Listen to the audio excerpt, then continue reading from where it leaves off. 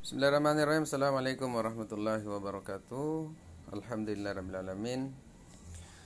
Selamat pagi dan salam sejahtera untuk kita sekalian. Alhamdulillah, puji syukur kepada Allah karena hari ini kita masih sehat walafiat. Meskipun pembelajaran kita lakukan secara daring, namun semangat belajar kita tidak boleh surut. Anda sekalian, hari ini kalian akan belajar tema 6 subtema 3 pada pembelajaran Bahasa Indonesia dan IPS. Nah, Anda sekalian, karena kalian akan mengerjakan ini di rumah, jadi Pak Guru berharap kalian bisa membaca keseluruhan informasi yang ada dalam materi ini secara rinci, ya, detail dan dipahami baik-baik. Ada dua materi pembelajaran, ada dua mata pelajaran ya yang kalian akan kerjakan atau pelajari hari ini, yaitu Bahasa Indonesia dan IPS dengan 3 alur kegiatan. Jadi yang pertama, aktivitas kalian yang pertama adalah mengidentifikasi gagasan utama dan letaknya dalam paragraf. Kemudian kalian akan menemukan contoh atau kalian harus menemukan contoh pelaksanaan tanggung jawab sebagai warga negara dalam kehidupan sehari-hari. Dan aktivitas ketiga, kalian menganalisis upaya mengembangkan kehidupan kebangsaan untuk menuju masyarakat sejahtera. Jadi apa-apa saja kira-kira upaya-upaya yang dapat dilakukan untuk mengembangkan kehidupan kebangsaan untuk menuju masyarakat sejahtera. Kalian bisa membaca juga tujuan pembelajaran ini. Jadi apa yang menjadi tujuan kita belajar hari ini kalian bisa baca di sini. Kalian juga bisa melihat materi ini pada buku tema kalian, ya, tema 6 di subtema 3 pada halaman 83 sampai 89. Kalian bisa baca materinya pelan-pelan, ya. Kalian harus membiasakan diri belajar, ya, untuk membaca informasi secara runtut dan teliti.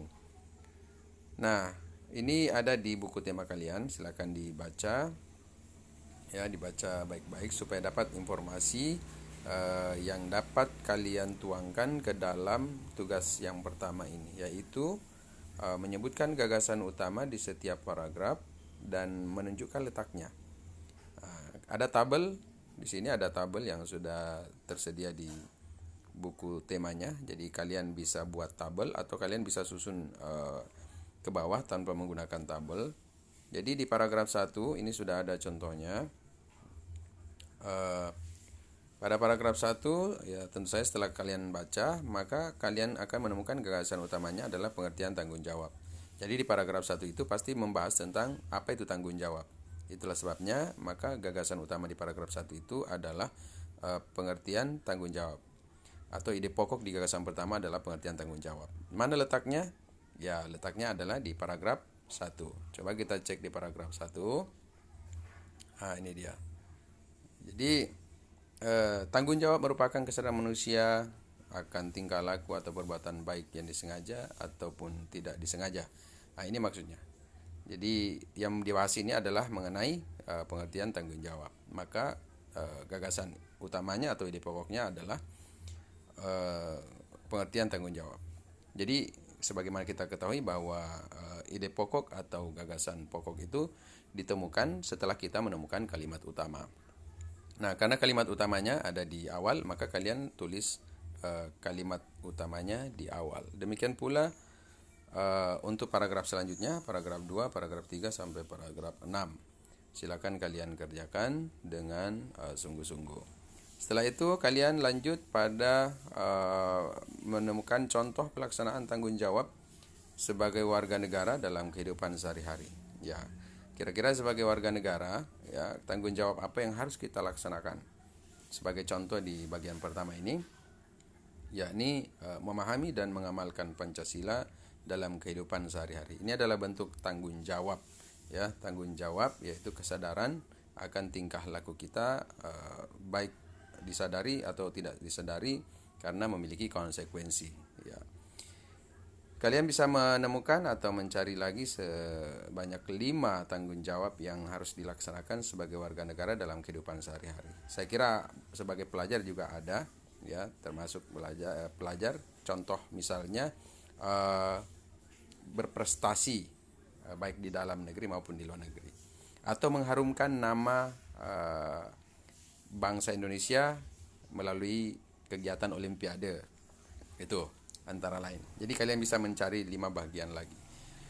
Oke, selanjutnya di bagian aktivitas ketiga, ya kalian harus menemukan atau mencari atau menemukan upaya untuk mengembangkan kehidupan kebangsaan menuju masyarakat sejahtera.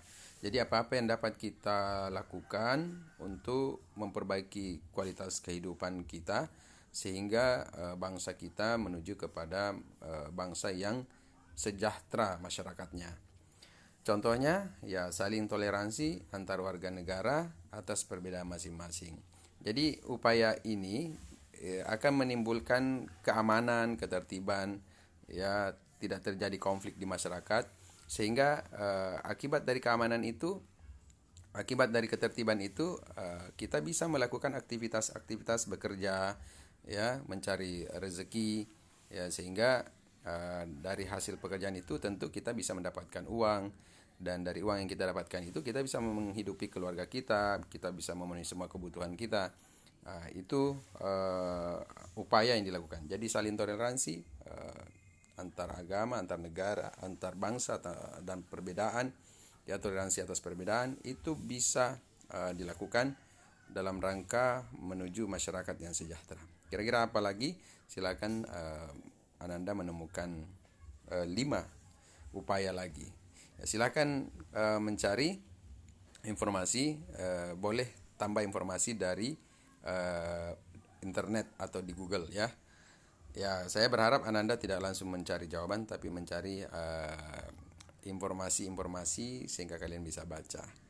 Oke, Ananda sekalian, selamat belajar, selamat mencari informasi, dan mudah-mudahan kalian bisa menyelesaikannya secepat-cepatnya dan bisa kita kirim ke WA Pak Guru. Dan tetap saja hari Senin nanti Pak Guru akan lihat untuk memberikan nilai atau memeriksa hasil pekerjaannya. Demikian Ananda sekalian, selamat belajar dan sampai jumpa pada kegiatan pembelajaran kita di kelas hari Senin, insya Allah. Assalamualaikum warahmatullahi wabarakatuh.